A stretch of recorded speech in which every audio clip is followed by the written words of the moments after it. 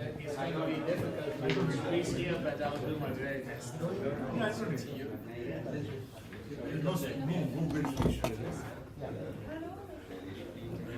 Well, I don't think you can because otherwise I'll start just breaking the whole thing and we'll have then to do a reparation job. Thank you. Good evening, everybody. We are honored by the presence of His Excellency Mr. Pedro Villagra Delgado, the Consul General of Argentina and his team, and of course by the galaxy of such important people who have taken time out to come for this discussion. So it will probably add to the quality of the discussion when we go on. I request our President, Dr. Kanodia, to welcome His Excellency Mr. Delgado. Well,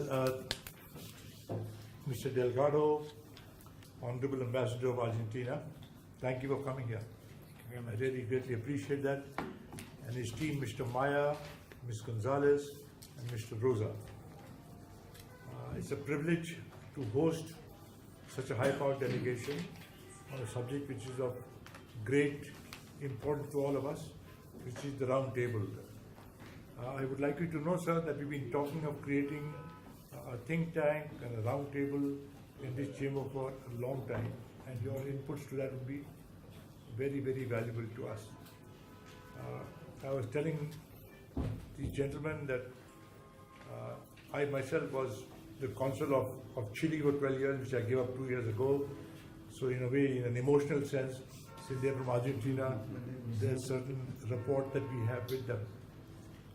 And I was delighted to hear from Mr. Delgado that Argentina now is behind the worst. Inflation under control, growth is now up, and the country is doing well. Am I right? You are right. And we have to ensure that we get it even righter. And I was further delighted to hear that they've discovered shale oil. So I think that will propel them forward very rapidly. I don't know how much has been exploited, but I think it is the future in a way. So wonderful. So let me not stand between you and them, and let me then request Mr. Maya is going to be speaking first. Will you please introduce the... Mr. Maya will go. Okay. And after he does that, Hello. each one please introduce yourself in 2 sentences. Mr. Maya. Okay, I will say some few words of Ambassador Pedro Villagra Delgado. All our team, we are career diplomats, and we are very honored to have in India that visited Delhi and Mumbai one of our top senior diplomats. Mr. Pedro Villagra Delgado started as a very young diplomat, having very important posts in our permanent mission in United Nations. He was in the cabinet of our foreign affairs minister several times. He was chief of cabinet of the foreign affairs minister. He was deputy minister of foreign affairs. He was ambassador to Australia, consul general to London, and the foreign affairs ministry around 6-8 months ago asked Mr. Pedro Villagra Delgado to take the responsibility of organizing a G20 meeting that Argentina had, a G20 presidency of Argentina, and so he has to take in his shoulders the responsibility with this name called Sherpa to organize this meeting, yes. So he's a specialist in more security issues, and yes, Ambassador Villagra Delgado will explain other things afterwards. Shall we just pass the mic and everyone introduce yourselves in two sentences? Okay, my name is Andrea Gonzalez. I'm the Deputy Consul of Argentina in Mumbai.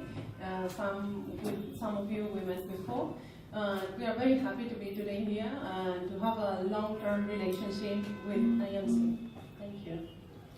I am Nayan Patel. I am a past president of the Indian Merchants Chamber, and in business, we have industrial automation as our business. Industrial automation.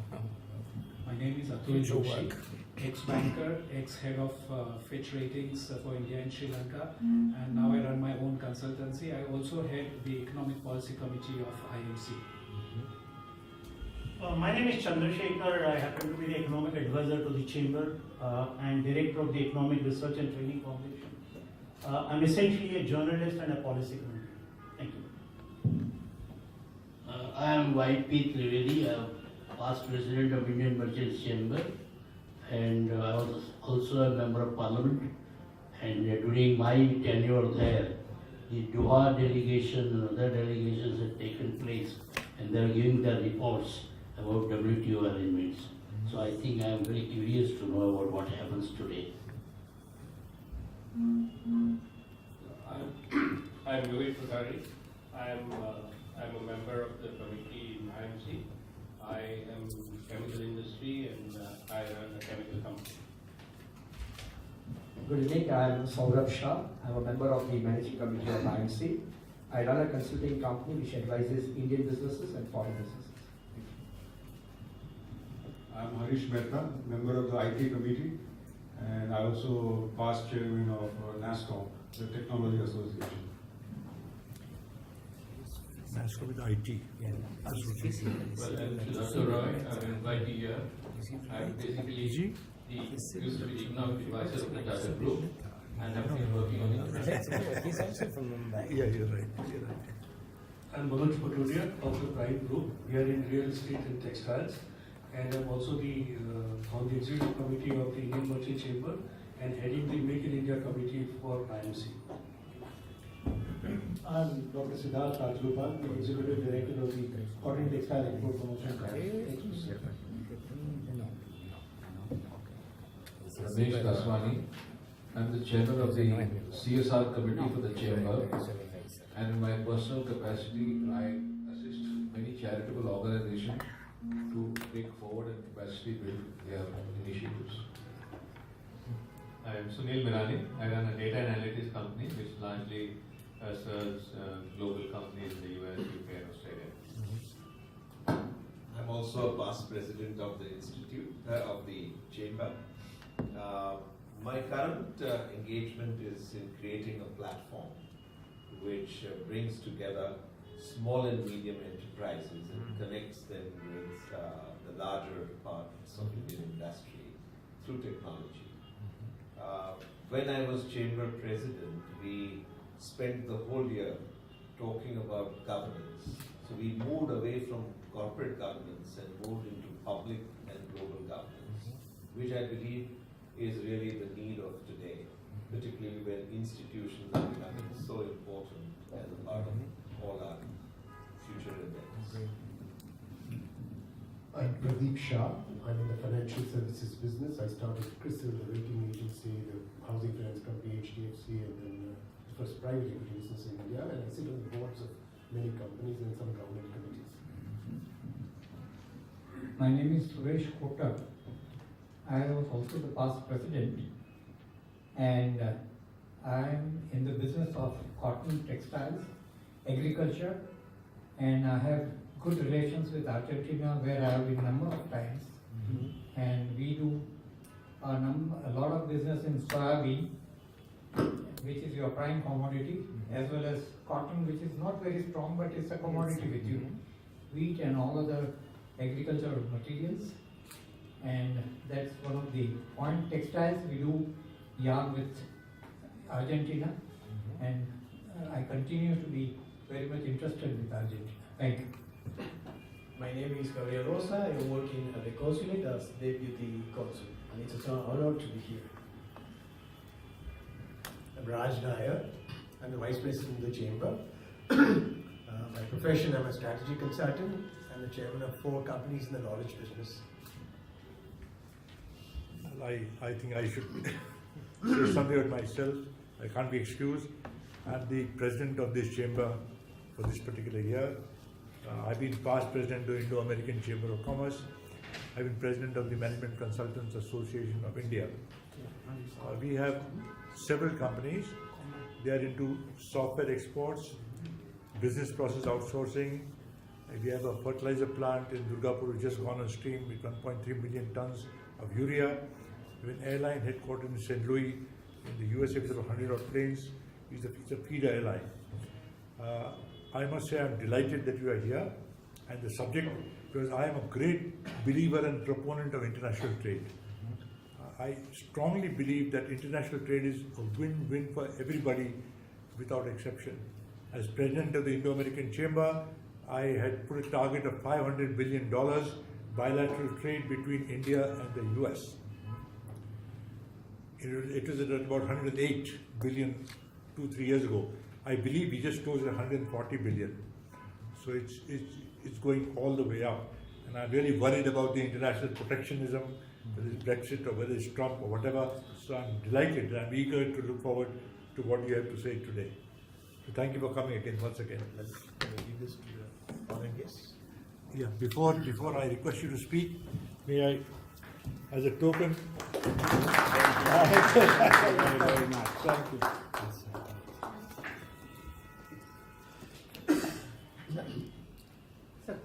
Thank you very much. Thank you. You tell me what. Thank you. Thank you. Thank No, you. sorry, sorry. It was a nice picture with you. Okay. You're the handsome man. Not quite. Not quite. Okay.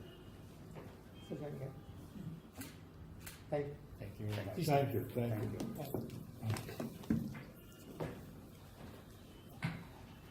Miss Me gets Thank you. between the ladies. Thank you. Come. Come. Thank you. Thank you. And last but not the least.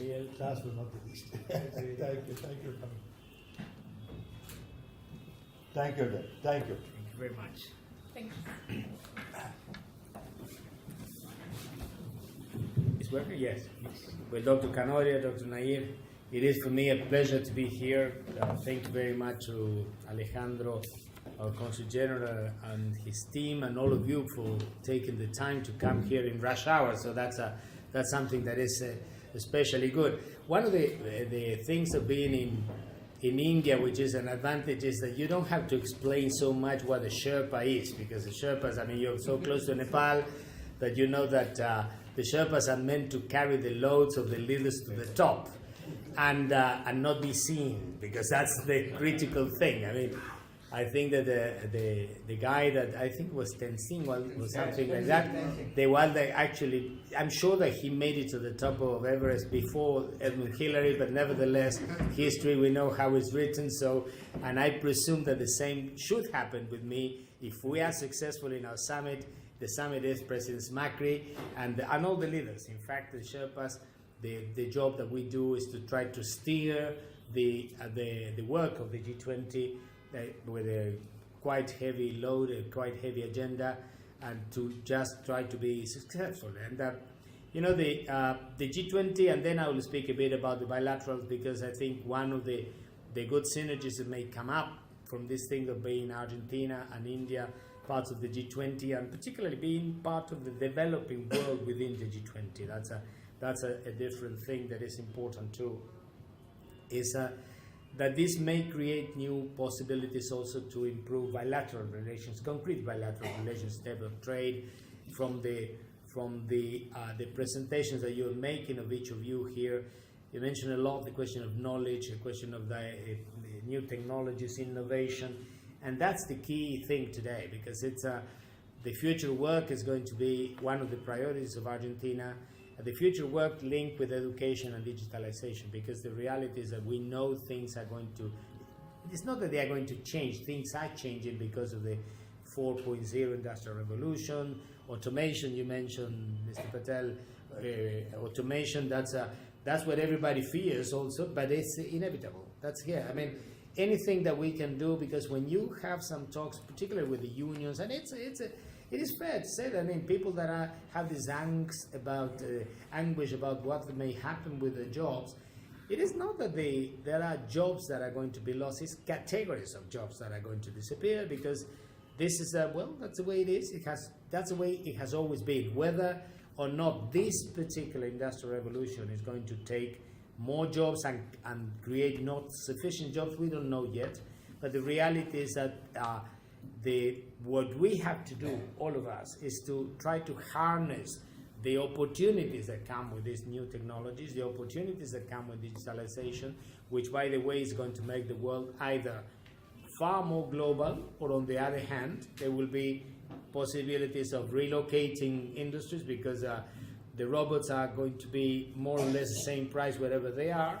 So in that case, the production, you can come back to where they originated, and the only thing that will not happen is what is now the doctrine in the United States to trying to get back factories. And we will mention it just to produce old clunkers that I love, those cars, the caddies from the 50s, but they are not back. And particularly they're not back in factories that employ 8,000 people. That's not going to happen. It's as simple as that. And the same goes for practically everything. Every job that is susceptible of a routine action will take, even if it is not the job, those particular skills are going to be replaced by automation. And today I had a meeting with a journalist, and we talked about agriculture. And in India, you have agriculture, which is subsistence level, small plots of farms, small farms, small production. And of course, you have to keep the livelihood of those people and also to feed them. But the reality is that in the future, that's going to be more and more and more difficult. Productivity is going to be much lower than it is even today, unless you technify that.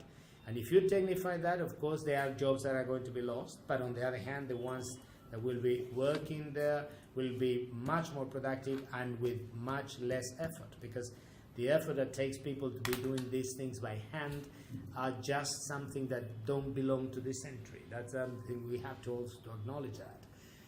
How are we going to cope with that? Well, that's one of the things that we're going to bring in the G20 is future work together with education, because we have to change the paradigm that we have, all of us, in the way we train our people, because we probably were one of the few places that are recognizable today, and will be recognizable from 1910 or 1900 is the classroom. Still, there are places where they're changing, but in general they haven't. I mean, we have in most places still we have blackboards, which are no longer black, but they are those boards in which you write and nobody. I mean, if you have any kid there all the time with this mobiles and things, they don't write anymore. So that's they are sitting next to each other, and the teenagers, and they are communicating by text instead of talking. They are going to lose their vocal cords if they keep on like this. But the point that I want to make is that the G20 was created because in the crisis of the Asian crisis, of financial crisis of the late 1990s, it was created because the G7, the developed countries of the West notionally, Japan is not physically in the West, but is very much anchored in the West in this sense. They realized that they could not solve the crisis anymore, nor could the Bretton Woods institutions. They were insufficient, inadequate, and so they included these 20 that are not exactly 20, because we have the European Union, which are several. They are going to be one less very soon. But the reality is that these countries, that they brought out the emerging economies, and the emerging economies are the ones that were the drivers already in the late 1990s. And when the financial crisis, the global financial crisis 2008 struck, well, they had to. And because at the beginning the G20 was at the level of finance ministers and central bankers. And then when it was elevated to summit level, some of the guys in the finance, the Minister of Finance and the central banks, they complain, say, well, why are this doing all these politician diplomats that are coming? And my response always is because you proved to be inadequate to resolve that. I mean, as inadequate as the IMF. So at the end of the day, you needed a political decision. And that's why it was elevated to the level of summit in 2008. And of course, when you have at the level of summit, one of the complaints is that there are a number of issues like the future work, education, digitalization. And some of the questions that they come from the finance sector is saying, well, what does have to do with finance, with the stability and governability of the finance and macroeconomics? Well, it has everything to do, because if you don't have political and social stability, you're not going to have an economy, let alone a stable one, because that's the fact. I mean, we have to start looking at the needs of people, because people will, particularly because in these changes that we are living through nowadays, when you have most of the jobs, the first jobs that are disappearing are the jobs that used to be the bulk of the middle class. Banking, post offices, insurance, even teachers are going to be needed less. We will need much more education, but less teachers probably. So obviously the middle classes, historically Argentina was a country of middle class. The middle class was we now have from the last 15 years, we had an increase in the poverty level, which is very sad. Now it's starting slowly to come down. But the middle classes have this tendency that they don't just vanish peacefully. Normally, when the middle classes are hit, the middle classes react. I mean, most revolutions in the world have been done by the middle classes on behalf of the proletariat. But normally it is the middle classes that actually produce the changes.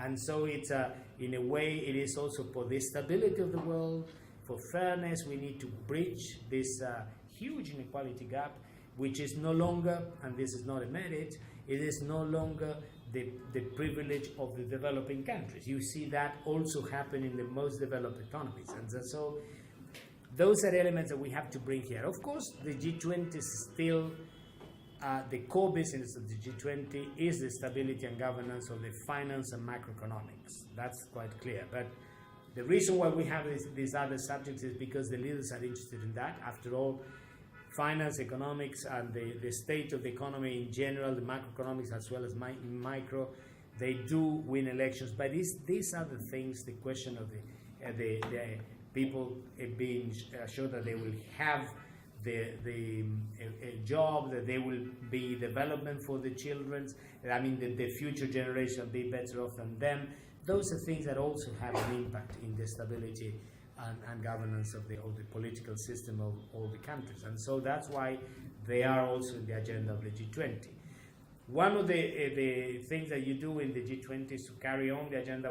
When you go to the financial sector, it was all these questions regarding the governance of the system, the global system we're talking, not just individual piecemeal in each country, taxation, tax evasion, profit shifting, the taxation of and the way to measure the digital economy, because most of the economy nowadays is going to become digital, and the ways how you measure that, how you measure the impact. We have in Argentina, and I'm sure that in India is becoming perhaps the same thing. We are very good at IT because Indians are very good at algorithms, something that I'm not at all.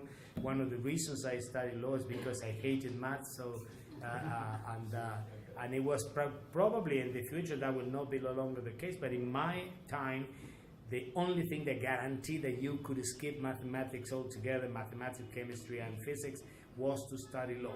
So that's and that was a major driver for me, and I did it, and I did well, and without even forgetting about, I always said that, you know, the how do you call it, the square root, that was a sort of the V, and then you have the number. We started learning that when I was in 4th grade in primary school. I finished that in 5th year in secondary school, and until today I don't have the clue what is the purpose of that. And the only thing that I have is, my name is Villagra, it was this big V, so I say, well, the V, and I write my name instead of the number. But then anyhow, that's a side event. But Indians it seems to have a certain penchant for mathematics, so you are very good at that, and you are very good at IT. When people say, well, you know, the Silicon Valley and the people from Silicon Valley, they went to Bangalore. In fact, the guys from Bangalore went to Silicon Valley. They created Silicon Valley, they returned to Bangalore. So that was the process. But then that gives you a comparative advantage in this, but it's going to be a virtual world. And most of the jobs in the digital economy are going to be what you will call today informal jobs, because they are not physically in. They could be somewhere. You don't need a contract. They can be in the other side of the world. So the question is how you register that, how you measure, how you tax it. In Argentina, the largest company nowadays is Mercado Libre, which is a sort of an Argentine Amazon, and the value of the company is much larger than the oil company, the national oil company, and of course it's in the air. So that's I don't go as far as to say that maybe it takes only a delete just to erase those assets altogether, and you can do that by mistake, which I'm very good at doing mistakes in the computer, I have to say. But what is the point of the G20? The point of the G20 is trying to create not a coordination, because I was just chastised by a good friend of mine who has been working in WTO for a long time, and he was participating in these meetings too. He's a colleague also from the diplomatic service, and say, well, don't speak of coordination, because these guys from the WTO and the UN, and I served at the UN, but they have these jargons that they understand each other. Everything is an acronym somehow, and I mean, you cannot say coordination because that's a bad word. You have to say cooperation, and when you ask the difference, they cannot tell you exactly what it is, just that you shouldn't use coordination. But the fact is that these major the country that we are members of the G20, and Argentina is in the G20, one of the smallest. What are the characteristics of these 20? Why not other 20? Well, it is because combined, the G20 countries represent something like 85% of GDP. They represent about 70+% of the landmass, geographical landmass, and about also 70% of the world's population. But one thing that is not mentioned very often is that we also are countries that have played, and when I say we, is all of us, have played in their respective regions across decades a very important systemic role in the formation of the rules that are now governing the world. Because even Argentina, we played critical roles, let alone India in the multilateral sphere, in the developing norms on human rights, non-proliferation, international law, the trade, of course, the WTO, the GATT first, and then the WTO, in terms of norms that regulate the exchange of science and technology, technical cooperation between developing countries, CTPD, that was launched in '78, and we are in the 40th anniversary of that.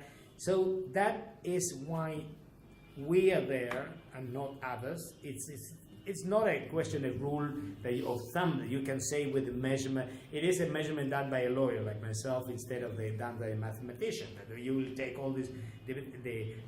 Some countries may have larger GDPs than some of us, not the case of India, which is a very large country. But some countries that have a large GDP have not played a systemic role themselves. I don't want to mention any, but you have countries which are very important, have very large GDPs, like Belgium, for instance, but politically they are just part of this, the European Union, and they, by themselves, don't play any role. I mean, nobody, if you are going to take a decision in the world, at some point you say, so wait, we have to ask Belgium what they think. Well, that's not the way it is. I mean, you may have South Africa, which has a much smaller GDP, but you better check with the South Africans whatever happens in Africa, and you don't check with Belgium, even if Brussels is their capital. You don't check with the Belgians what they think about where Europe is going. And no offense intended to Belgium. It's just a statement of fact. And those are things that we have to take into account. Why these and not others? But we don't pretend to take the mantle of anybody in representing other countries that are not sitting around the table in the G20. But by definition, what the G20 does has the vocation, at least, to have a global impact. So the thing that we have done in the presidency is to at least listen, do an outreach with the countries that are not sitting around the table, and ask them what they think that we could be doing for them, because at the end of the day, that will also contribute to the stability and governance, globally speaking. And so President Macri has said that two things about, and then I'll just mention shortly the priorities and then make some comments on on the bilaterals, we can take advantage of this. The President has said, reproducing what he's trying to do in Argentina, reducing this poverty gap in Argentina, because for us it's a shame. I mean, Argentina used to be a country that had about 4% of people below the poverty line, and then we are in around 30. That's crazy, crazy, particularly for what we used to be. And so we want to do a G20 which is people-centered. When we say people-centered, it's not a sort of demagogic thing and say, well, imagine the guys from the IMF and the guys that come from, I'm fine because I've been eating this trip. I mean, when I go back to Argentina, my doctor is going to have a serious argument with me because I was meant to lose weight and not to put a couple of kilos in. But what is it that, it's not, if you talk with the people that are on the finance world, some of you comes from finance, when you talk about this thing of it doesn't mean that we are going to bring people and just do a populist kind of policy, but it has to be centered in that whatever we do has to help people, real people in our countries, because that impacts on the stability and governance. Otherwise, you don't have it. And the other thing that we are going to do also is this, try to, when you act through fairness, the thing that we have in our motto for the Argentine G20 presidency is building consensus for a fair and sustainable development. Building consensus because the consensus that we had in the G20, we thought we had, has been lost in Hamburg because, and that's not a particular, we were talking before about the changes in the United States, well, but that happens. I mean, one of the things that I keep telling people, well, politics do happen. So I mean, we may not like it, but alas, we don't vote in the United States. So, and they may not like whoever we elect in our country. So that's the way it is. The United States happen to be yet the bigger kid on the block. So obviously we have the biggest kid on the block. So we have to deal with that and try to, what are the possibilities to that? We have to just kick them out because we don't like what they're doing, or we have to engage them. We have to engage them and trying to see, well, we might not succeed. We might not get the consensus that we want to get as Argentine presidency. But I think the job that we all have is to try to see where are the red lines, how we can go, even if in theory we're going back to things that seems to be going backwards in some of the things that we had achieved. But so is life. I mean, many times in life it happens. When you think you're becoming rich, then something goes wrong, you lose a company, and then back to square one. Or at least, if you're not to square one, to square 10, but you have to come back again. I mean, you have to take impulse and start again. And the same is what we have to do. I mean, this thing of becoming angry, fortunately, and this please is off the record, but fortunately, can I have it black? Fortunately, President Trump doesn't make you angry because he's funny sometimes. I mean, some of the things he says, yeah, and some of the things that he says, but frankly, I don't agree with most of that, but they are the way they're presented. I mean, you don't know whether to laugh or to cry, and I choose to laugh most of the time. So, but speaking seriously on this, we have to try to re-engage with these guys. And the same will happen if tomorrow China will have some different ideas than from the rest of India or the European Union. I mean, this is a mechanism that works by consensus, and consensus was broken. So, first order of the day for Argentina is to try to restore consensus and being the smallest together with South Africa in terms of GDP and all that. We are affected by what's happened in these trade wars and all that, but we are not the key components of it. So probably we are in a good position to try to speak with everyone and say, well, why don't you try to get something, be sensible, because multilateralism is an important thing. A rules-based system is important, not just for trade, because people are now saying, well, a rules-based system for international trade center in the WTO. Well, that's not the only rules-based system which is important, and that's why when we say that the G20 is the preeminent body for coordination, again the word that my friend doesn't like, on the stability and governance in the finance and macroeconomic world, That is true, but then we have also to try to make it work, and that has to be in a way that everybody will come to that, and we will, if we push come to shove, and we have to say, well, we don't agree with that, I'm going along, but at least if we fail, we will not fail because we didn't try. And I think that's the first thing that we have to try to do. We have to re-engage Americans. The other thing that I believe is very much it is important is the two other parts of the theme that we have selected, which is building consensus, but not for anything, for a fair and sustainable development, because it has to be these SDGs, the agendas for the sustainable goals for development. The Agenda 2030 of the UN is something very important. We have to try to make, again, on this of having people-centered. And on the other hand, if you move forward all these agendas that come from education, climate change, health, and you name it, a child labor, whatever, women's empowerment, all those things do also have a business case to be made. I mean, the world will be better off, even economically, if we do advance these agendas. And for that, you need financing, and financing can create, that's the second priority of Argentina, which is financing for infrastructure. And we are, through the so-called finance track, developing instruments that can make infrastructure projects all over the world an asset class. For that, you need standardization, you need guarantees, you need all the things that you financiers know that are needed. But that's one of the second objective of the Argentine presidency, the second priority. And the third is food security, and food security not just from the point of view of providing food which is nutritious, healthy, and safe and abundant as well, but also to include food production into global value chains. And that's why one of the areas where India perhaps can play a role, because as I was mentioning before, you have a protectionist policy because you have lots of small farmers. I think that about 60% of your people live still in rural areas. It is a trend different from the rest of the world, in fact, because in countries like Argentina, only 5% of people live in rural areas.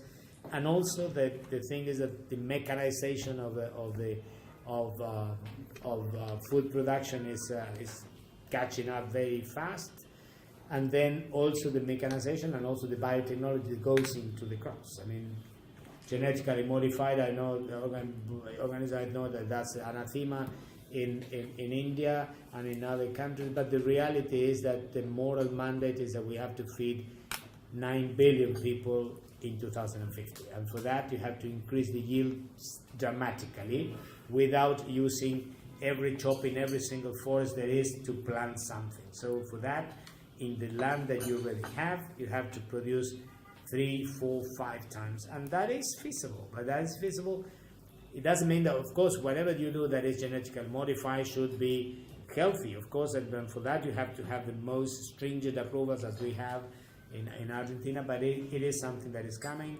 And today, to this journalist that interviewed me, I said, well, we're talking already producing synthetic food, and there seems to be no problem with that. I mean, I haven't seen the Greens protesting about that, but then if you do a genetically modified plant, because it is a plant, then you have a problem. So I think that we have to go basically through trust in science. I mean, science is the one that has to determine whether these things are good or bad, and if they're bad, nobody is going to eat it. But frankly, some of you may be producers of food, but what we are eating now in terms of sugar content and carbohydrates in whatever these things that you have in junk food, that those are already, just by looking at them, you have a problem that they don't need to be genetically modified. I wish they were. Probably you can modify them for the better. But anyhow, and the other two priorities we have, and then I'll refer briefly to the finance track, well, I said already, taxation and all those things, is that women empowerment is an important thing as well, women participation rather than the gender perspective in all the activities of the G20, because there is a business case again there, because full participation of women in jobs and even in politics has the impact. It's not only a fair thing to do, but also there are several points of GDP that are lost because of this the lack thereof. And that's another anti-corruption. Those are things that are very important. The ones that are complicated in G20 now, nothing less than trade and investment, climate change, energy. All those things obviously are some discussions. We all know that in Hamburg we couldn't achieve consensus because the United States decided to withdraw from the Paris Agreement. We are parties to the Paris Agreement, and so we'll have to find a way to message the message and do some drafting in the final communique of the leaders, which will require something that we theoretically diplomats are good at, which is constructive ambiguity, and then you try to interpret things. Well, that's one of the things that we lawyers do very well, and diplomats too, so I combine the two. I'll see if I can manage. I don't think any ambiguity or any constructive, probably for President Trump, this combination of words will be a bit already create some trouble. And then I would like to conclude just making the case that, well, you have this institution which is business play a critical role in the G20, and that's why there are the so-called engagement groups. The B20 is the business 20, in which I urge you to participate, and through the Argentine presidency we have this year, because the input that we can get, the governments can get from the business community is crucial. I mean, to speak about economic stability and governance without checking up with the actual productive sectors is a nonsense. So we really need your input. And also that I was participating in the Gatehouse seminar in the Gateway House. I said, well, I came to know that you don't have a sort of a think tank for finance and economics, do you? Here in Mumbai? I mean, well, you should be that. That's what you're going to do. Well, you should, because it's, I mean, Mumbai, and surely I think that the guys from Delhi will kill me, but Mumbai has always been the economic capital of India. So finance are here, business are here. Even Bollywood has moved from Calcutta to Mumbai, hasn't it? Yeah. So obviously that makes a compelling case for you to have such an institution, and to, particularly in this juncture when India is opening to the world and changing some of the traditional practices because you have been a very protectionist country like Argentina. We have many things in common there. We have been very close economies, both of us. And then you have an advantage we don't have, which is your diaspora all over the world, and that's an asset, and you know that's a big important asset. And so I think that we have in many respects we have complementary things. Certainly in food production, we have huge amounts of food, and you are very good producer of food also, but you are 1.2 billion people. We are far less than that. We have good technologies that we can share. You have your own IT technology. We have unicorns. Both countries have very good unicorns as well. So we are parts of this new digital economy, not as far as India, certainly. And then the question of coming from the South. President Macri has said that we are going to take a vision from the South to the Argentine G20 presidency, not because we want to confront with the G7s or with the West or whatever, or the developed countries, but because we have a different take, and that's why the G20 was created. I mean, the beauty of the G20 is that you mix the two. I mean, you pick the hyper-developed countries with developing countries which are systemically important, big, lots of people, good GDP, and lots of future and possibilities. I mean, you have in India this that you call the demographic dividend. That is an advantage. It's an advantage up to a point, because at one point you have to start just reining in that advantage, obviously. But I think through the Consul General here and the embassy in Delhi, and also myself and my colleagues in Buenos Aires, will be more than happy to expand contacts with India.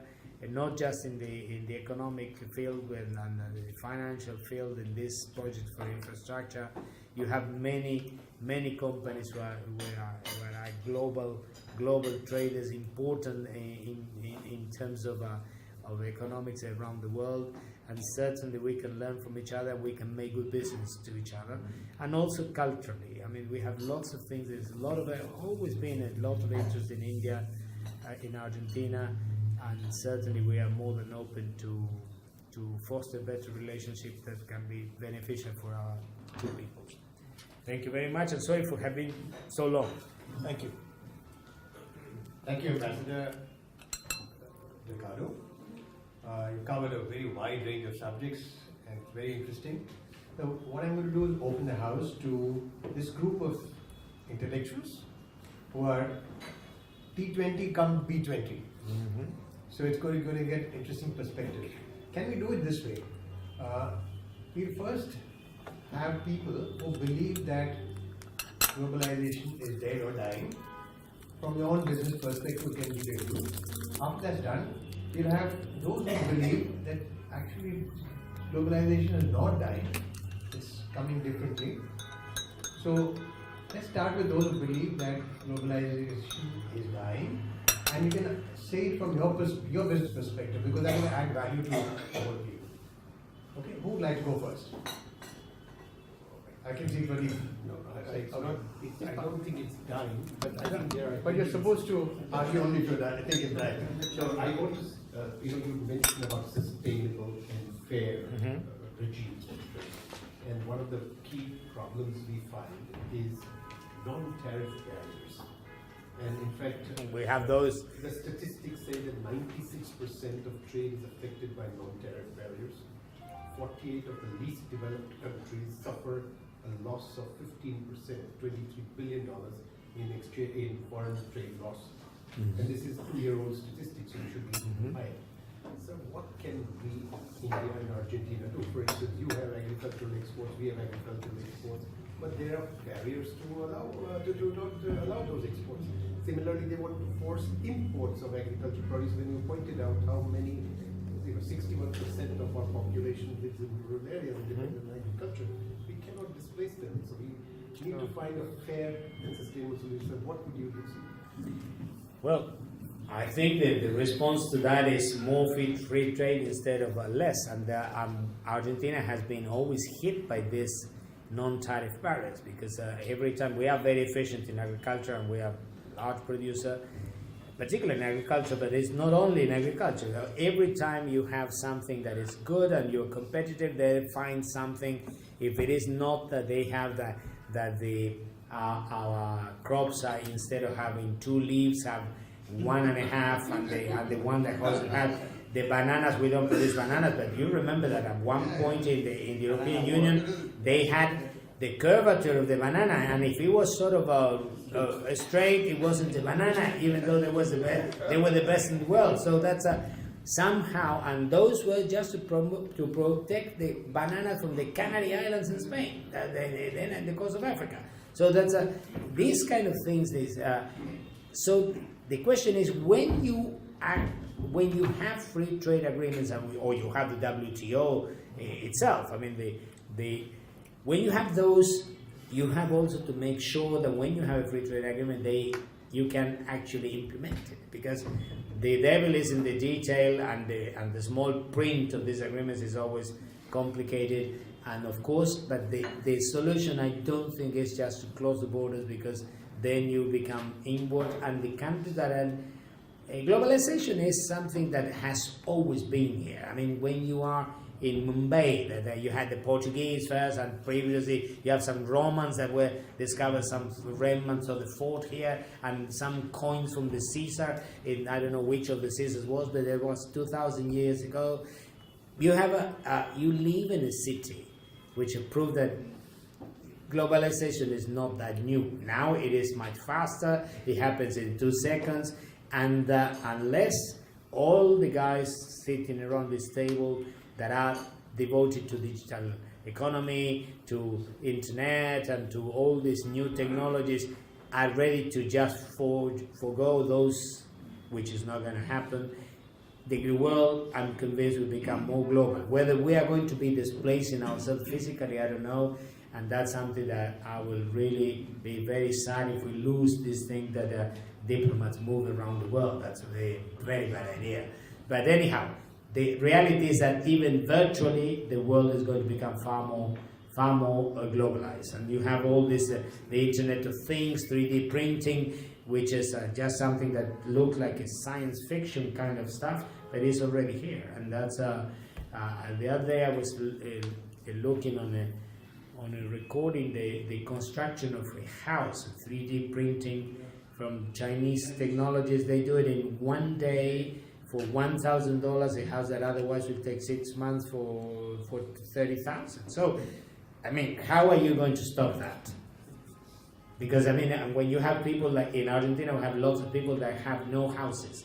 And of course that is going to affect the construction business dramatically. But how you provide housing for these guys, if you can do it in, let's say, a whole area, a whole barrio with a quarter for the neighborhood, a whole neighborhood, a new one for, I don't know, 1,000 people at $1 million, providing houses for all of them in a week.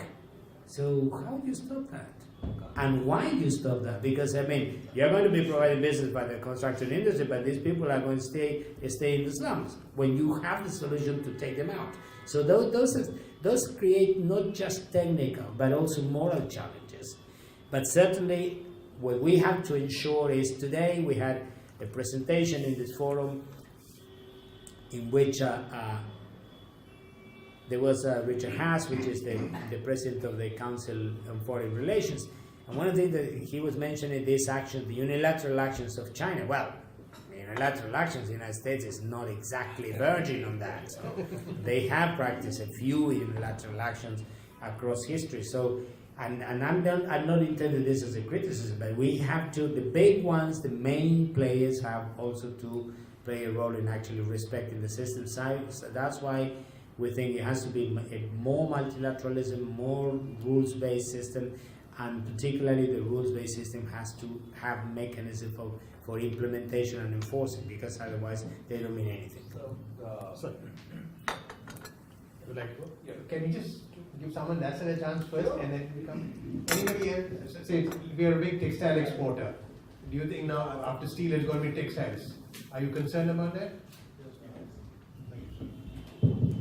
Thank you very much, sir, for your very illuminating comments. And I think it's a good question that you posed, whether we are on the side of, we believe globalization as we have understood it from the post-Second World War times to today is under threat, but or we still believe that the forces will hit back. Our own experience, of course, in the textile side, since I work in the textile sector has seen protectionist days. It has seen very stringent protectionism, and it got liberated in 2004 when the quotas, etc., went away. MFA and others, those who were involved with that.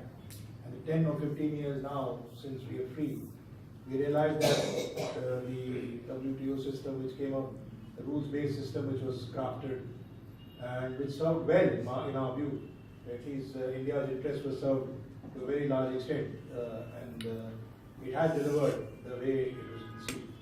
But now I think the last few years or you find that the forces of what we call, I would say, I don't know what to call it, but bilateralism, if you like, protectionism in a form which is sort of not seen for a long time, or what we were seeing in the pre-Second World War days, is perhaps asserting itself. Now the question before us is that the system that has been crafted after 1995 when WTO was set up, and which has delivered for about 20 years now, whether that system is going to remain the way it was conceived, or we are going to see some forces which will sort of emerge in terms of threatening that rules-based system. Because one of the important things that was, it was a consensus-based system, rules-based, and it did give relief to a lot of developing countries, as we understand. So our own take on textiles is that, well, there is a protectionist streak, which is not only what we are seeing today in the United States, which is now brought into center stage, but we are seeing it in other countries as well over a period of time. So whether it's a matter of strategy or it's something with the reshaping of the global trading system, that is something which I think time will tell as we see it. Yeah, now you're the finance sector. Yeah. So you mentioned about constructive ambiguity. In India, we have a very interesting expression, which is called competitive collaborative federalism. But that's the essence of that idea. Can perhaps bring you the new consensus that you are seeking. And I say that because it is perhaps inappropriate for us to game the system in a way that everybody believes that the same rule will apply. It's not necessary. In fact, game theory would have it that if you can have multiple games simultaneously, you could still win. And let me just give this by way of an example from the field of finance. We had a situation where intuitively all the big boys of India, if they needed money, would call up a public sector bank. And because of their name, because of their influence, past track record, whatever it was very easy to raise that money. That's no longer the case today. But that is being replaced completely and comprehensively by a series of new banks which are fully technology driven. There's a fintech revolution going on. All of that is happening. And that is happening because we, as a human race, have the capacity to permit new thoughts to keep coming in waves and dramatically improving what we've been doing in the past, which is what we are discussing. Tomorrow, no money will be raised from anywhere except the markets. And the small guy is going to be in a position to work on platforms which will enable them to make the money that they need because of the fintech companies. So we've heard by the way, financial inclusion is one of the critical things to reach those who are in the informal sector, that they cannot have normally will not access to banks. That's a critical part of inclusion. So we had a finance expert, an economist. Now somebody from the chemical industry wants to give his views on what's happening on globalization or against globalization. I'm not only talking about globalization, I'm just talking about the chemical industry is very different. It depends on the environment, resources available. If you see China in the last maybe more than a decade, they've really exploited all the resources and the environment also. But people have taken use of that, they've taken advantage of that. Now suddenly everybody wants that everybody should be competitive and they want to have some sort of duties against Chinese imports and other things. Fair enough, it's good for the Indian manufacturers and all. But at the same time, there are certain things which you can only do in a certain way. Chemistry is different, for US they also making it from now gas, from the shale gas, as well as Europe is also become very competitive now because they are able to import the oil easily, cheaply. Same is the situation with India. So in this situation, the globalization for chemicals is a little different ballgame.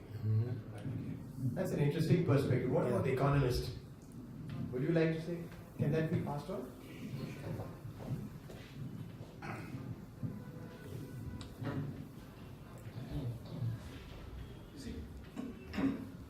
As we look at globalization, there are two types of people.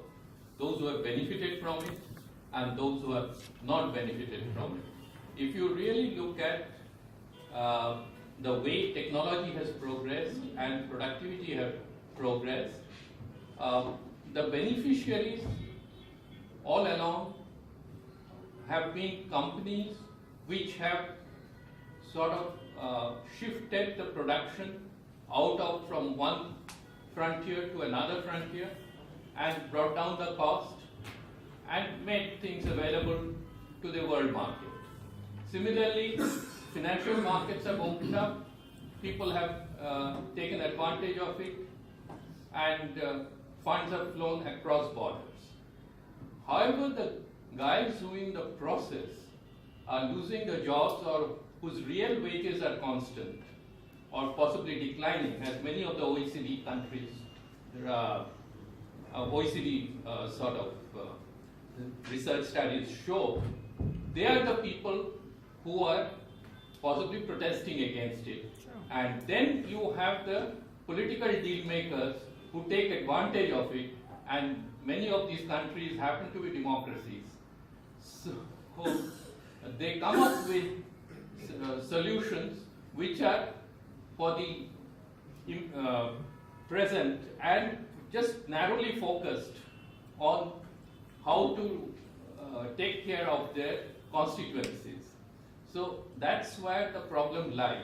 If you really look at the overall growth that has taken place in terms of technology, in terms of productivity, that has been very significant in last 15 years. But then what has happened is firms have shifted the jobs from US to China or from Europe to China and other developing countries. This entire concept of global value chain has come up only because we also want that the cost of the product should come down at a certain level. Now, the cost of the product can come down to a certain level only when you take advantage of the competitive advantage that different countries have got.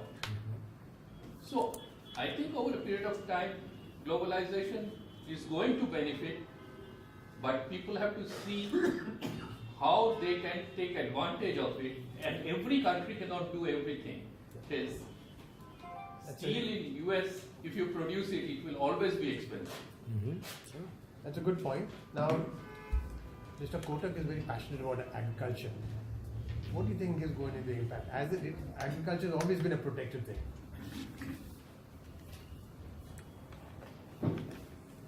I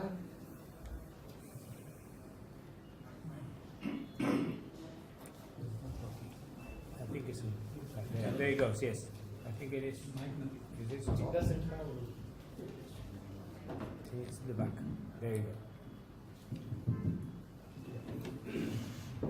Being a businessman and dealing with various areas of operations, I will give my views and my experiences.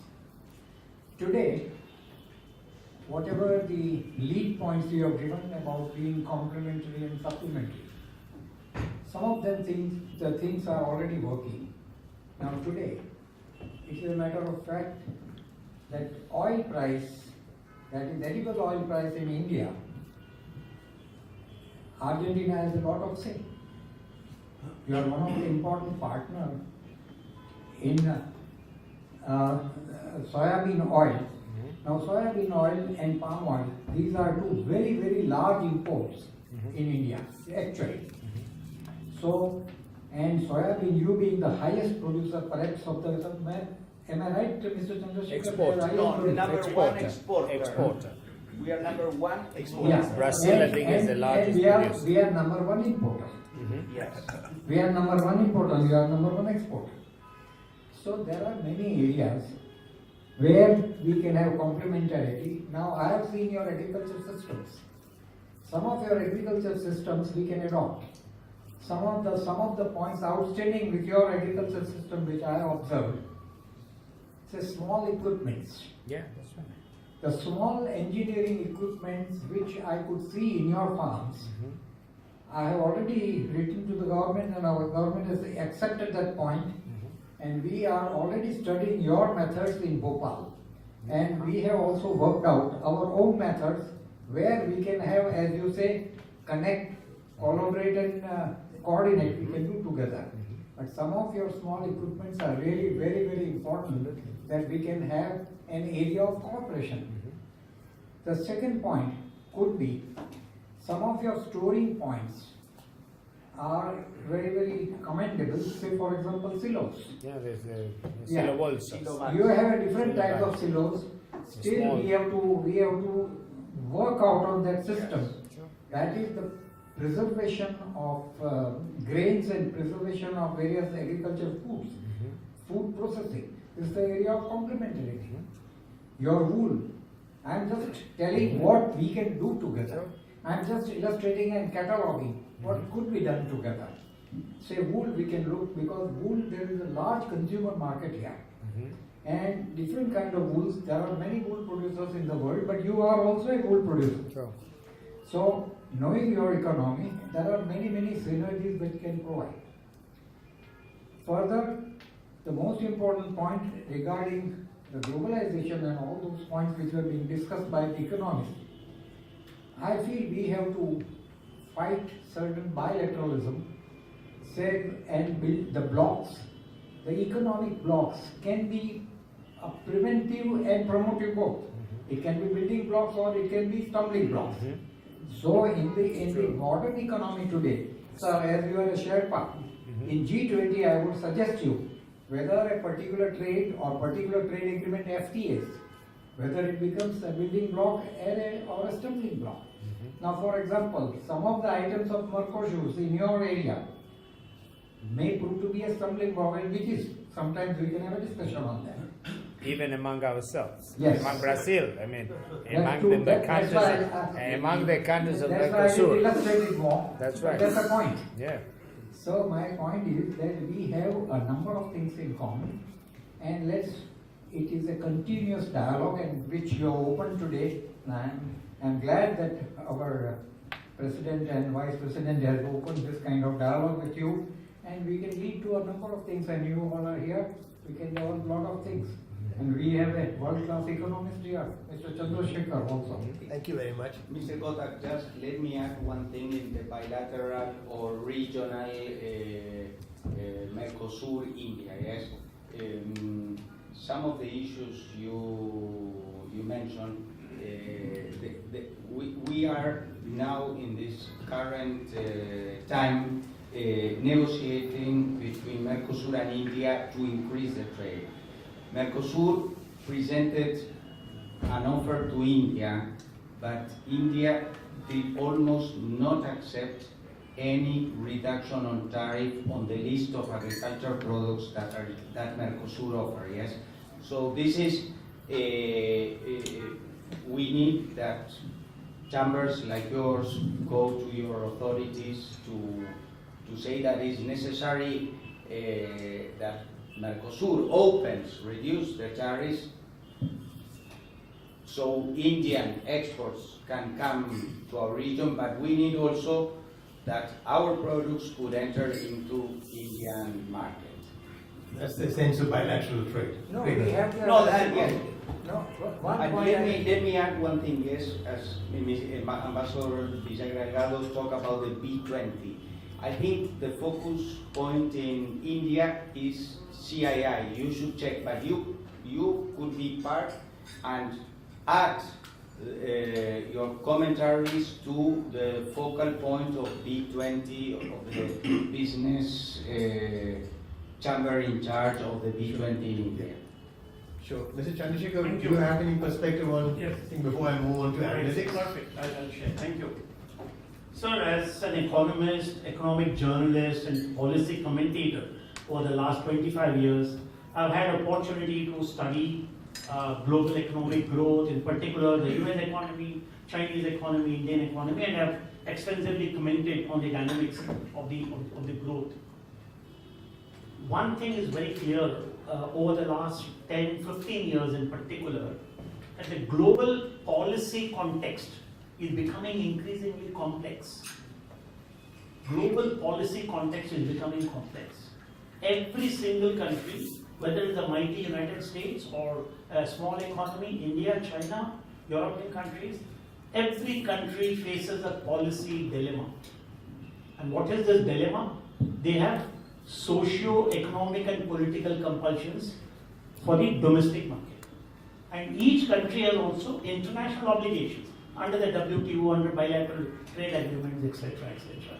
Therefore, there is a huge conflict of friction, how to judiciously balance the conflict between meeting domestic, socio-economic and political compulsions and keeping the international obligations intact.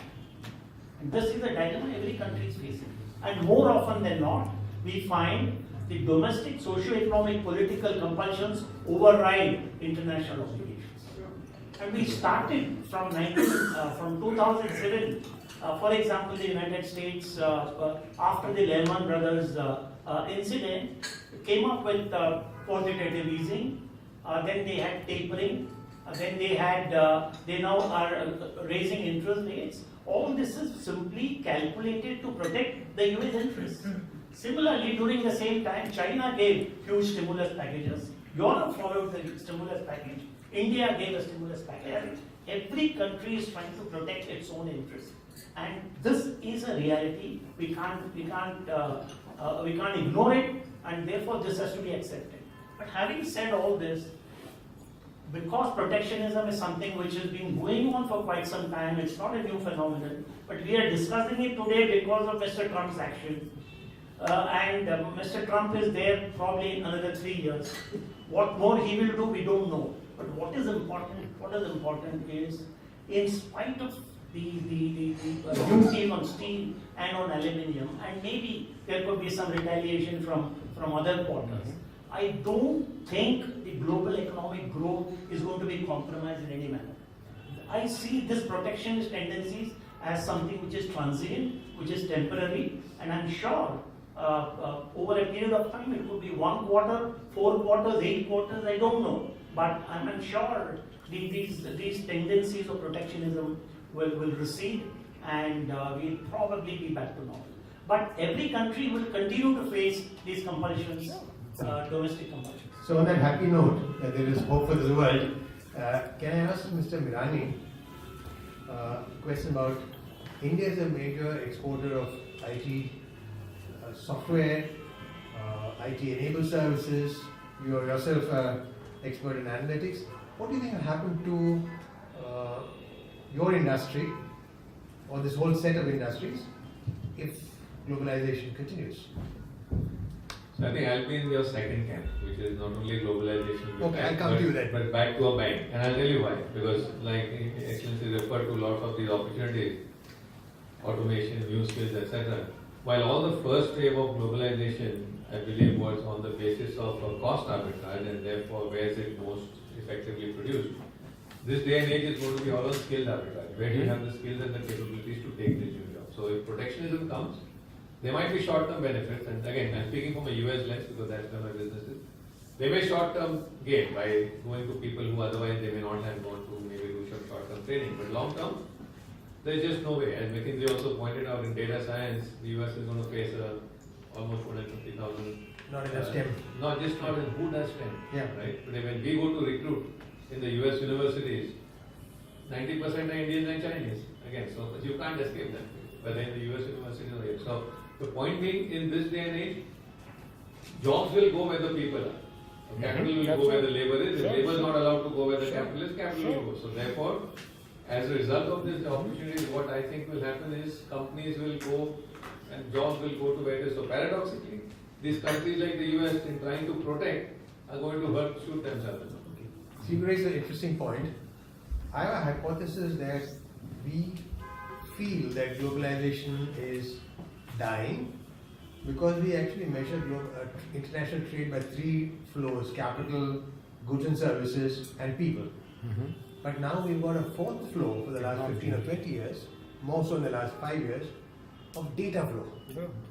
Now data flow influences trade in a huge way, and we don't know how to measure it, what metrics to use. So globalization, this is my proposition, globalization is going on in high steam, but we are not able to recognize because we are not measuring it. We are measuring only these 3 other flows, and we are getting worried. Now, Atul, what is your comment on that? I see two different flows. The way the world is moving, as Mr. Chandrasekharan said, socio-economic and political compulsions in the domestic market are increasing. And the reason is always, as His Excellency mentioned, the middle class. It's the largest piece of population anywhere in the world, whether it is US or it is India. And I think they are feeling the pinch of being left out. And this is where the disconnect would start, and the political compulsions would outweigh the economic gains. Mind you, democracy is not by the quality of leadership or the essentials of leadership. It's more about popularity. And this is where I would see. So on one hand, you have financial markets completely integrated. You have e-commerce integrating across the geographies. At the same time, you have tariff barriers coming in. You would have bilateral trades replacing regional trade agreements. And regional trade agreements are replacing WTO in some sense. So the world is shrinking on the other side. So we are seeing two different opposing trends at the same time. The choice of the leaders today, of especially the G20, is to bring an order and accept the fact that we are going to disintegrate to some extent and bring in an orderly disintegration, or just sit tight and let it evolve and see the disintegration ourselves. I think that's a choice that the G20 leaders face today. Bring in an orderly disintegration, or be a watchman there. And the question to you is, supply chains have developed over the years. Now with the use of automation, technology, 3D printing, all kinds of things, these supply chains are likely to get disrupted. So manufacturing can happen at the point of demand, provided raw materials are there. And cost of production or labor costs, as His Excellency said a little while ago, it's the same everywhere, the equipment costs were the same. So as an engineer who has spent all his life looking at technology, and as a businessman, what do you think? I have a very different view on this. But in one point I do agree with His Excellency. In the good old days, manufacturing was in the West. Consumption was in the East. It was dumped on the East, let's put it that way. We started manufacturing in the East and selling to the West. Now manufacturing is going back to the West. In the sense the developed countries are manufacturing. We started Make in India, now there is Make in USA. It will not be far where every country says Make in my country. Because small and medium enterprises is the backbone of every economy in every country. Whether it is industrialized or not. Because that's the biggest, after agriculture, that will be the second biggest employment. How do you protect that?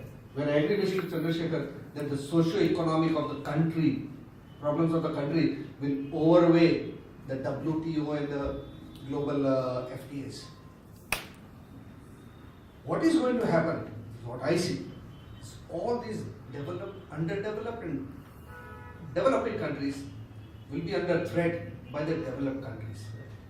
Because they have the money power, low interest rates, all of us have high interest rates, and we will not be able to invest in so-called artificial intelligence or the new technologies that they have started investing in.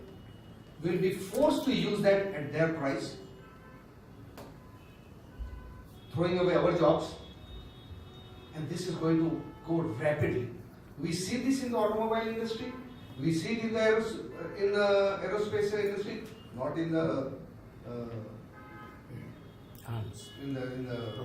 rocket science, but in many industries, and this is what is happening. Look at the machine tool industry. I am from an engineering and automation. Every automation development and now artificial intelligence is all developed there. They use us as a back office, but all the propriety, all the patents and all that, all held by them, and that is going to be imposed. So, whether further, going forward, there will be more protection needed for the country? Do I allow all that input to come in and starve our local small and medium enterprises? Somewhere every country will try to wiggle out of those trade agreements and see how they can protect the local thing. And this will have to be done. Otherwise, it will be a problem for most of the large or even medium and small developing countries. This is what I see. And technology is going to change so rapidly that we will not be able to keep pace with it. So from the political perspective, can you give us some views? And after that, Mr. Atul. I would certainly like to say, because this issue has been discussed in Parliament threadbare, I'll give the political perspective. In India, we always believed in a slogan, Sanskrit slogan, Vasudhaiva Kutumbakam. It means the whole world is one family. It's a peculiar family, where some members of the family are so rich, extravagantly rich, and some are so poor, so poor, so poor. The type of food which is wasted in America in one day can feed the whole country in so many places. Now, when we talk of globalization, we had the Doha talk, we had the Rio talk, and all those things were there.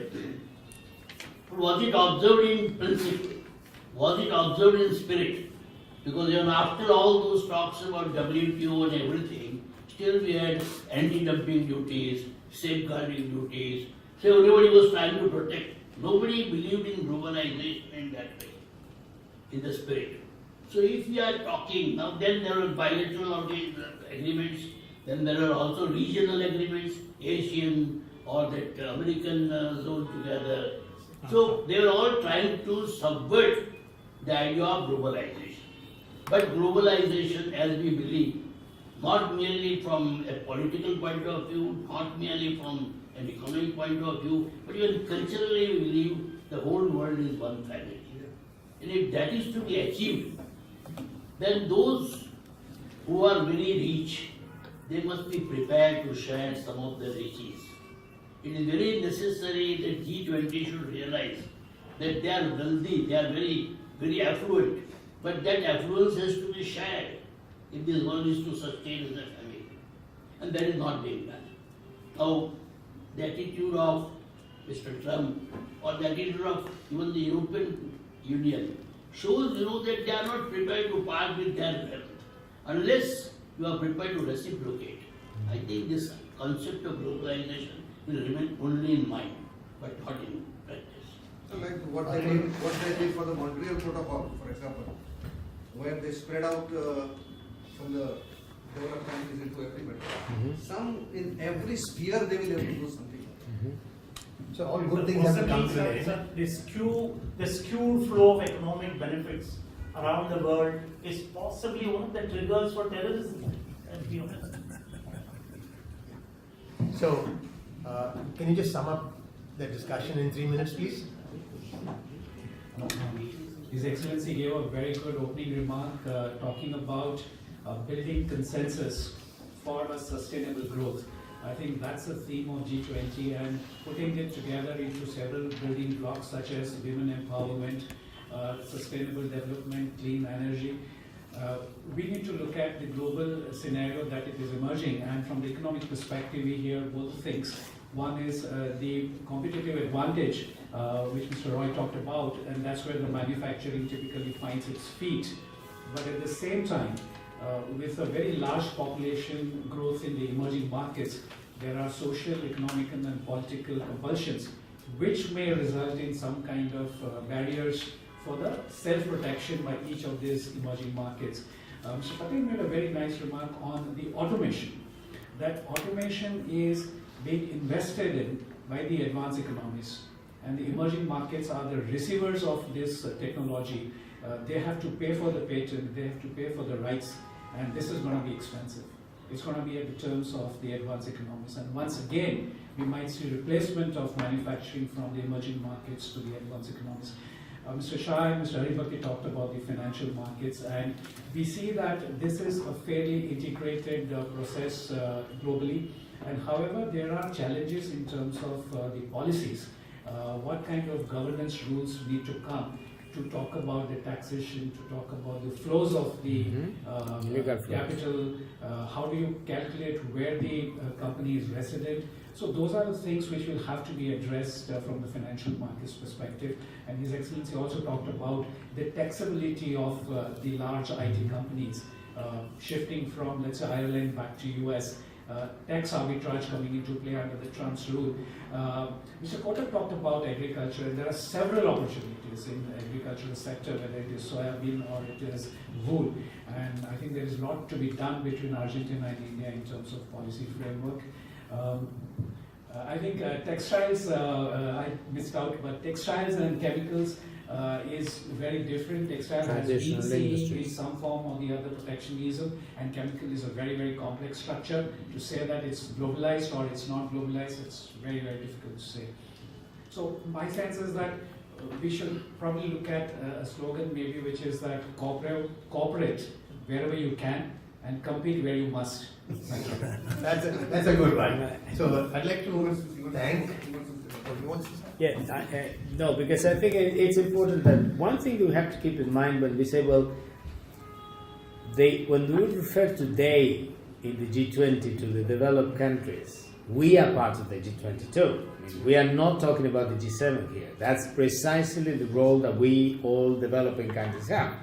Because if we accept that somehow we are going to be told in the G20 what to do, it's because we're not doing our job. Yeah. That's something. This is precisely the only forum where we are on an equal footing with the biggies. So that's something you have to keep in mind, and we have to act in consequence. There are some of the things that we have a competition today was very starkly pointed out in one of the panels that we had in the Gateway House seminar, which is China, which is a different animal in a way. The thing is that the West in general, and us ourselves as well, we have not come to realize that actually the Chinese are not trying to adapt to anything. They are going to be where they are, and that they have the centrally planned capitalism now, not communism. So, and that is the model. They have been very successful. They might be even more successful in the future, and that brings a new dimension to this whole thing that we are discussing here. But the reality is that even if the word is that you mentioned the question, and I mentioned before the question of taxation, illegal flows, and all that. This is something that is also afflicting the West. I mean, the developed countries are the ones that are worried about these things.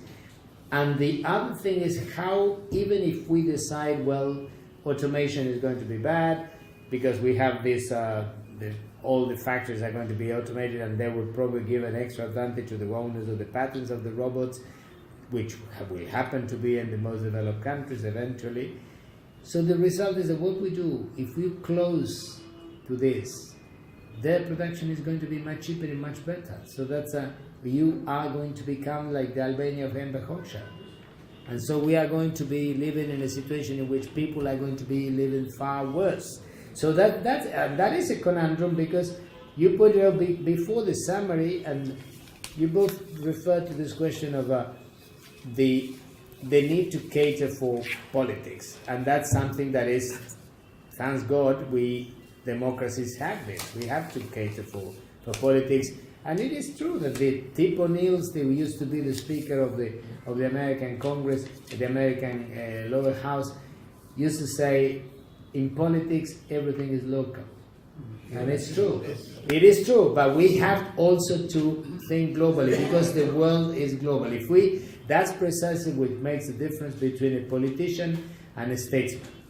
That sometimes you have to risk the possibility of not being doing the things for your next election. You have been a parliamentarian, you know that that's very difficult, because you do want to win the next election, among other things, because if you don't, whatever you have in your mind as a policy and as objectives, you cannot implement it because you'll be out of office.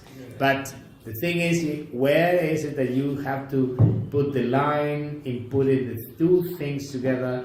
You have to look ahead, because you might win the next election by clinging to the previous policies that have been done in all our countries, and you know that they have proven already to be, if not very bad, at least just that you are just barely surviving, while others frog leap you ahead. So that's That's one of the critical issues that we have to take into account. The last thing I wanted to mention here is that this competition between WTO and FTAs, of course, in bilaterals, the problem with bilateral agreements instead of the WTO is in bilaterals, the bigger is the one that will probably impose or have a far bigger weight in just breaking the level in the WTO, and that's the beauty of multilateralism of the UN, and then the multilateral rules-based system in which we are sort of all equal. If you go to because if you negotiate bilaterally with the United States, that's why Trump has been very clear. Trump and Nunchik and Tillerson, they said, well, they want bilateral agreements and Wilbur Ross as well, because we can bear the weight of the United States. They've said it clearly. No messaging the message at all. And well, that's a good reason not to go that way. And but anyhow, the question is, we have to decide among ourselves what to do. And certainly, it is true also that when you import things that are cheaper, it is a benefit for consumers. That is a fact. The benefit for consumers may come with the risk of losing jobs. That's a balance that we have always had. I'm not a Ricardian or an Adam Smith kind of guy, but certainly this is something that happens, and I hope that we will not go to this orderly or disorderly disintegration. I think that would be very bad. I mean, I that certainly hope is not going to be the outcome of the Argentine president of G20, because people were going to say, well, we gave the president of G20 to these guys, they wreck the car, they just crash it, so they should never come to the helm of anything at all. So that's something. Well, President Macri and Alejandro's reminded me will be in India in September for trade and investment. So that'll be an opportunity to give it a boost to the bilaterals as well. And in terms not just of agriculture, many other things, we can cooperate with nuclear energy. We are pretty good at research reactors. We are very good at the power stations. So we have many things to do between India and Argentina. And all these things that we take, the quantitative easing that was mentioned here. Argentina, when I say that we played, Argentina in this case, but many others, of course, India surely, as I mentioned, is a very important systemic role. In the financial world, Argentina has played an important financial systemic role in finance for good and for worse, both of them. I mean, we've been on the two sides of the coin, and when we had some of the crises and we would be printing money, that was very bad. When it was quantitative easing done by the biggies, that was fantastic. That was very good. That was the thing to do, because otherwise you will do a counter-cyclic kind of stuff and everything will turn out to be bad. And we did it, and well, obviously we didn't have the impact, the global impact that Bernanke had with his quantitative easing. It is true that it avoided a sort of a glut of a lack of cash, which would have compounded dramatically the crisis in 2008. But alas, the same happened, remember, when it was Jimmy Carter, that they had a 19% inflation, the dollar went to the roof, and if you were having all your reserves or your savings in US dollars, well, bad luck. I mean, the only ones that can print dollars is them. So time to think for another reserve currency, probably. But anyhow, I thank you very much. There are many things that we could discuss, and certainly I hope that the G20 and the Argentine president will have the support of India. We have to work very closely. We have things in common, and we have, among other things, the ones that we might even have different views, because many people in Argentina is a very lively discussion country like India is, so you cannot say that these are the views of India or Argentina. You can say that these are the views of the government of Argentina and the government of India, but certainly you Indians and we Argentines have many different views, too many for our own good. And so we have to make a sense of all those and to try to break it in things that will take our me as Sherpa will not be just falling from the in the process of getting to the summit, I will just go down a ravine together with my leader. I hope that's not going to happen. So I thank you very much, all of you. Please. Thank you very much, for your opening remarks. You just triggered up a lot of exciting discussions. They've left a lot of thoughts. Probably is going to add to the burden which you to carry back. Indeed, it did. Thank you. Do you think we could take Mr. Yes. He has also. Okay, all set? Oh, he does, sorry. Of course. Sir, 1 minute, yeah. These guys are going to